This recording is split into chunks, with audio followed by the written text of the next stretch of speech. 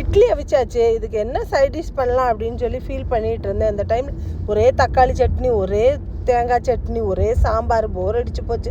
சரி இன்றைக்கி நான் ஒரு எள்ளு பொடி பண்ணலான்னு டிசைட் பண்ணிவிட்டு ஒரு அரை ஸ்பூன் அளவுக்கு எண்ணெய் எடுத்து ஒரு கடாயில் போட்டுட்டு அதில் ஒரு 10-12 காஞ்ச மிளகாய் எடுத்து போட்டு நல்லா வறுத்துட்டேன். அதை வறுத்துட்டு இப்போ ஒரு 150 கிராம் அளவுக்கு கடலைப்பருப்பு, ஒரு 150 கிராம் அளவுக்கு உளுத்தப்பருப்பு எடுத்திருக்கேன். இப்போ இந்த கடலைப்பருப்பை கடாயில் போட்டு சூடு வர வரைக்கும் நல்லா வறுத்துட்டு இதில் வந்து நம்ம எடுத்து வச்சுருக்கோம் இல்லையா 150 கிராம் அளவுக்கு உளுந்தப்பருப்பு, அதையும் போட்டுக்கிறோம். அந்த உளுந்தப்பருப்பையும் போட்டு நல்லா கிண்டின அப்புறம் கொஞ்சம் சூடு பறக்கும். அந்த நேரத்தில் ஒரு 7-8 பல் பூண்டு போடுறோம். பூண்டு எதுக்காக போடுறோன்னா வாயு தொல்லையிலேருந்து ரிலீஸ் கிடைக்கிறதுக்கு. அந்த கடலைப்பருப்பு உளுந்தப்பருப்பு ரெண்டுலேயுமே நமக்கு வாயு தான், அதுக்காக தான் இந்த இது போடுறேன் பூண்டு. இப்போ இந்த பூண்டு போட்டு வறுத்த உடனே இதில் ஒரு 2 கைப்பிடி அளவுக்கு கருவேப்பிலை போடுறேன்.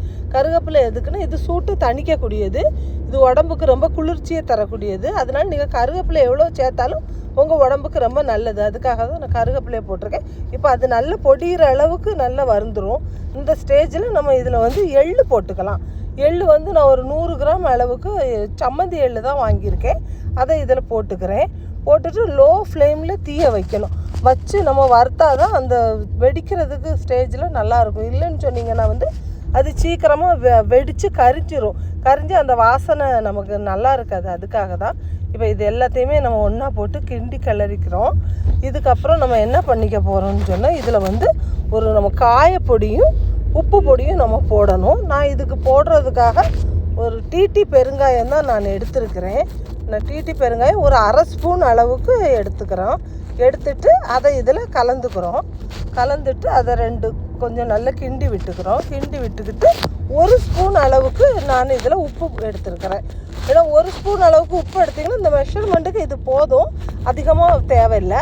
இதை போட்டுட்டு எல்லாத்தையும் ஒன்றா வதக்கிக்கிட்டு ஏற்கனவே நான் காஞ்ச மிளகா வறுத்து வச்சுருக்கேன் இல்லையா, அதை இது கூட ஆட் பண்ணிவிட்டு எல்லாத்தையும் மொத்தமாக கலந்து விட்டுட்டு இதை வந்து நம்ம வெளியே எடுத்து வச்சு நல்லா ஆற வச்சுட்டு அதை ஒரு மிக்ஸி ஜாரில் போட்டு நல்ல ஃபைன் பேஸ்ட்டாக நல்லா அரைச்சிக்கணும்.